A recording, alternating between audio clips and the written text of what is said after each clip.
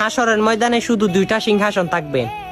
তখন আল্লাহ একটি সিংহাসনের মধ্যে বসবে, চারিপাশে 1,24,000 নবী রাসূল ফেরেশতাগণ সবাই থাকবে।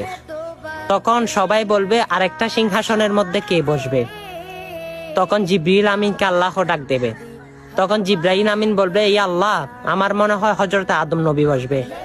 আমার আল্লাহ বলে, না, আমার মনে হয় হযরত ইব্রাহিম নবী বলবে, জাতির পিতা ইব্রাহিম।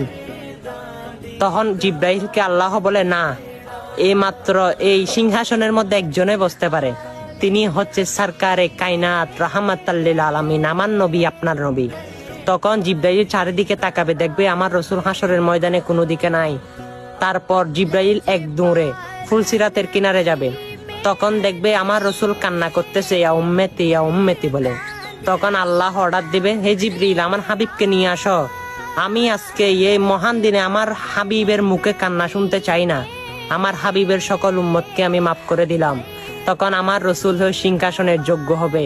ওই সিংহাসনের মধ্যে আমার রাসূল বসবে, আর চারিদিকে দমনি শুরু হবে, ইয়া রাসূলুল্লাহ সাল্লাল্লাহু আলাইহি ওয়াসাল্লাম। হ্যাঁ, এটাই আমার নবী, আমার নবীর এত মর্যাদা। আর আপনি সেই নবীর জন্য কি করতেছেন?